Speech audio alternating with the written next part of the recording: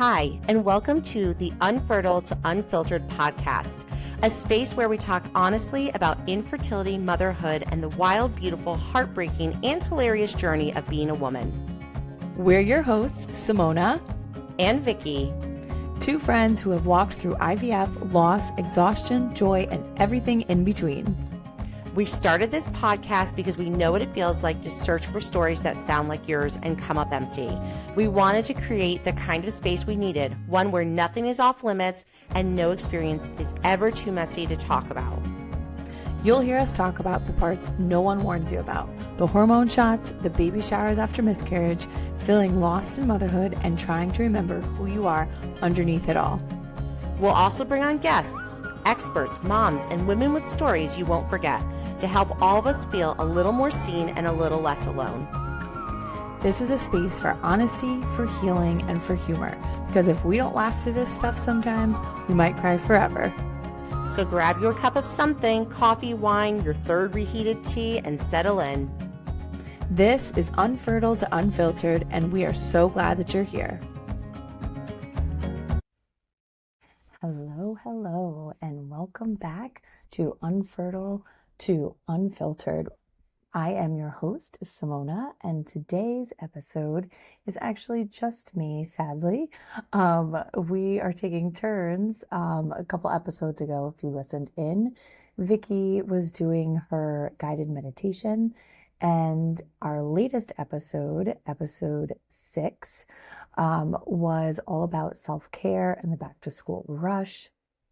And so today, we decided that I would come on and I would do a little added bonus, just like the guided meditation, except this one is all about morning routines. Simple morning routines that you can implement within 15-20 minutes.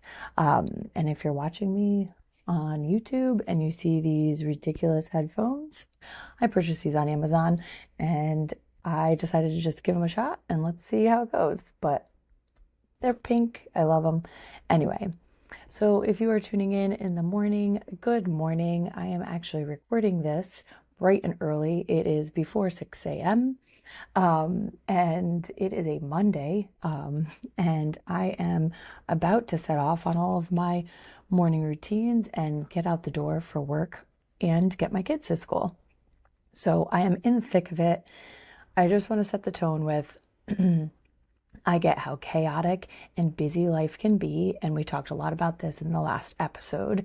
So I am here relating to all of that, but also coming to you from a place where I know how I used to be. I used to have zero routines in the morning. I used to wake up literally with just enough time to get ready, get myself ready, and get out the door to work. Over the past about 6 years, I have slowly changed my habits for a better, calmer morning in order to set off the rest of the day to have a calm, or as calm as it can be, and just get my mindset in the right space. So without further ado, I thought I'd go over about 5 simple routines that you can do every single morning. And these are the same exact routines that I have done over the past 6 years. It has helped me to get in the right headspace, and it has also helped me to become a healthier version of myself physically as well. It has helped me to lose about 65 pounds after I had my daughter, and just feel better. If you don't follow me on Instagram, I talk a lot about all of this. I talk a lot about women's health, of course, infertility. So you can learn more on my Instagram handle. It is at simply_2_ Simona. And you can find me there. So let's get started. So morning routine number 1 is waking up early. If you are not waking up earlier in the morning where you can at least have a cup of coffee, have something to eat in the quiet, or watch the news, whatever it is that you like to do in the morning, I'm challenging you to just wake up 15 minutes earlier each morning. So if you are somebody who is going to work right away, you're just getting up, getting dressed, shoving food down your throat and getting in the car and going to work, I'm challenging you to wake up 15 minutes earlier, have some time to yourself. Now, if you're already doing that, great. But if you are a night owl and you like to come home and do your thing and maybe work out at the afternoon or stay up late and watch Netflix and then you wake up late, I'm challenging you to try to get to bed a little bit earlier and then wake up a little bit earlier. So routine number 2, drink water first when you wake up. I'm not talking about a couple sips. I'm talking about a full glass of water, like 8 ounces of water. You don't need to chug it. You can sip it. Maybe while you're turning on the morning news or whatever it is that you like to do. But drink at least 8 ounces of water when you wake up or after you brush your teeth, because your body was just in fasting mode, basically, as you slept for hopefully 7 or 8 hours. So by hydrating your body with water first, it is going to wake up everything, your organs, your physical parts of your body is going to be rehydrated, which is, we all know, our body needs water. So instead of having that coffee first, have water first. And that brings me to my next point. Before you go reach for that cup of coffee, as I always love to do, and I want to do immediately, before you have that coffee, especially women, I am talking to you. Our hormones are so much more complicated than men. Like, that's just the simple truth. And if you are waking up and having your coffee immediately on an empty stomach, it wreaks havoc on our hormones. Think about like the acidity in the coffee alone in your stomach on an empty stomach. It's going to tear it apart. So if you get a stomach ache after you have coffee, whether it's in the morning or in the afternoon, and you're not eating food with it, that's usually the problem. And I figured that out the hard way. So in the morning, have something to eat. I make these protein-packed superfood bites. They're chocolate with chocolate chips. I put bananas, oats, almond flour, and almond butter. And then I use dairy-free, it's like all allergen-free. The brand is called Enjoy Life chocolate chips. So I add those to them, and that's usually what I have in the morning. And I've also recently added in some more protein in the morning when I wake up. I wake up like a good, before I have to leave for work, I wake up at least 2.5 hours before I have to leave for work. So I have my protein-packed superfood bite, and I added in Kashi protein cereal. It's like a granola, but it's protein and fiber. It's delicious. It's like peanut butter granola. So good. So get to your grocery store and try it out. So to recap, the 3 routines that I suggested you add is number 1, wake up about 15 minutes earlier. Number 2, drink a full glass of water, at least 8 ounces, first thing in the morning, before coffee, before food. Number 3, eat something before your coffee. It should be protein packed, something that's not full of sugar, something on the healthier side. Or granola bar. If you've got a granola bar, great. That's better than nothing. Have a granola bar and then enjoy your cup of coffee, as I do. I have my cup of coffee right here next to me. And then that brings us to number 4. So we talked about our body, physical part. Now I want to talk about your mindset. So since, it was about 6 years ago when we were going through infertility, that's when I started really shifting my morning routines, but my mindset. And what I found was personal growth books and podcasts, but they weren't as popular back then. one of the first books that I read, which I mentioned in our last episode, was Rachel Hollis, Girl Wash Your Face. That book was the turning point of, okay, wow, like I got to change some things. So in the morning, maybe it's while you're having your glass of water or your coffee, put on a podcast that is really good for personal growth, or go to your local library if you don't want to buy a book, or grab an ebook and listen to it if you're not a big reader. Me, I need to have a book. I love to have a physical book in front of me. So some of the authors that I have read that are astounding, that are just incredible, and will just make you think and shift your thinking to get your day going. Like I mentioned, Rachel Hollis, she was one of the first ones. But the people that I have constantly listened to over the past few years are Ed Milet, Trent Shelton, Mel Robbins, Gabby Bernstein. So all of them have books. And I think I haven't read all of them. I've read Ed Milet, The Power of One More. That I highly recommend that. It's just the process of thinking of doing one more thing, or take one more sip of your water, take one more step on that treadmill. Just the power of one more, or let's work out one more day this week. Whatever your goal is, or maybe you're writing a book, maybe you are learning to cook, whatever it is, try out one more recipe. Try writing one more page of that book. It's pretty powerful. And I would definitely read it again. The next one is Trent Shelton. He is incredible, totally motivating. He has a book called Protect Your Peace, and that's his platform, and on Instagram and everywhere. He is an incredible speaker and just an incredible person. So highly recommend that. Mel Robbins, most of you probably know Mel Robbins. She is huge. I have listened to her podcast. I've listened to parts of her book as well. And I have yet to get her new book, but that is next on my list. If you haven't heard it, it's called Let Them.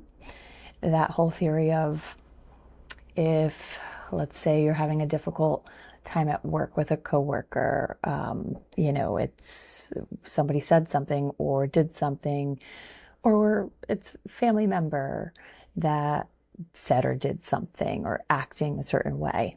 Her whole theory is let them act that way. Let them do their thing. It can't affect you, which I need those reminders because we deal with people on the daily basis and we can only control what we can control.